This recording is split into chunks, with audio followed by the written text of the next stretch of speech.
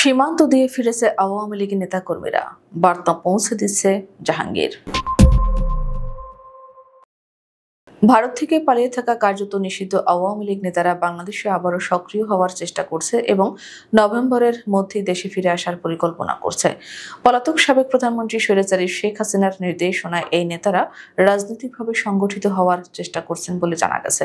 সাম্প্রতিক এক অনুসন্ধানে জানা গেছে, ভারতে আত্মগোপনে থাকা আওয়ামী লীগ নেতারা বাংলাদেশে ফেরার জন্য প্রস্তুতি নিচ্ছেন। তাদের লক্ষ্য নভেম্বরের মধ্যে দেশে ফিরে রাজনৈতিক কর্মকাণ্ড শুরু করা। সূত্র মতে, শেখ হাসিনা নিজে দলের নেতাকর্মীদের দেশে ফিরে সক্রিয় হওয়ার নির্দেশ দিয়েছেন।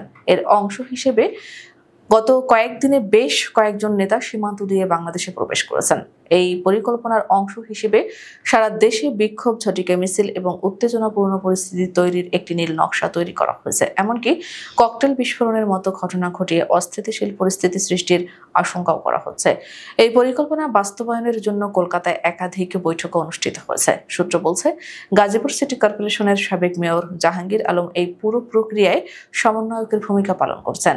তিনি শেখ হাসিনার সঙ্গে নিয়মিত যোগাযোগ রাখছেন এবং তার নির্দেশনা দলের অন্য নেতাকর্মীদের কাছে পৌঁছে দিচ্ছেন। যোগাযোগের জন্য তারা বোটিক নামক একটি বিশেষ অ্যাপ ব্যবহার করছেন, যা ভিডিও কল এবং অর্থ লেনদেনের জন্য ব্যবহৃত হচ্ছে। গোয়েন্দা সংস্থাগুলো জানিয়েছে, এই অ্যাপের মাধ্যমে সারা দেশের নেতাকর্মীদের সংগঠিত করা হচ্ছে। পশ্চিমবঙ্গ বিজেপির আন্তর্জাতিক সম্পর্ক বিভাগের প্রধান রজত মুখার্জি নিশ্চিত করেছেন যে আওয়ামী লীগের শীর্ষ নেতারা কলকাতায় অবস্থান করছেন এবং রাজনৈতিক আশ্রয় রয়েছেন। তিনি জানান, প্রায় 100 জন নেতা রাজনৈতিক আশ্রয় থাকলেও বাকিরা বিভিন্নভাবে ভারতে প্রবেশ করেছেন। রজত মুখার্জি বলেন, ভারত সরকার মানবিকতার খাতিরে তাদের আশ্রয় দিয়েছে, কিন্তু তারা যদি তাদের রাজনৈতিক কর্মকাণ্ড চালিয়ে যেতে চান তাতে ভারতের কোনো বাধা নেই। তিনি আরো বলেন যে আওয়ামী লীগ নেতারা ভারতে থেকে বাংলাদেশে তাদের দলের নেতৃত্ব দিচ্ছেন এবং রাজনৈতিকভাবে ফিরে আসার চেষ্টা করছেন। ঢাকা মেট্রোপলিটন পুলিশের অতিরিক্ত পুলিশ কমিশনার মোহাম্মদ নজরুল ইসলাম জানিয়েছেন যে আওয়ামী লীগের নেতাকর্মীদের এ ধরনের কার্যকলাপ আইন শৃঙ্খলার অবনতি ঘটাতে পারে। তিনি বলেন, যদিও তাদের কার্যক্রম নিষিদ্ধ, তবুও তারা ঝটিকা মিছিলের চেষ্টা করছে, যা আইন শৃঙ্খলার জন্য হুমকি। পুলিশ জানিয়েছে তারা এ বিষয়ে সতর্ক রয়েছে এবং যে কোনো ধরনের নাশকতামূলক কার্যকলাপের বিরুদ্ধে কঠোর ব্যবস্থা নেবে।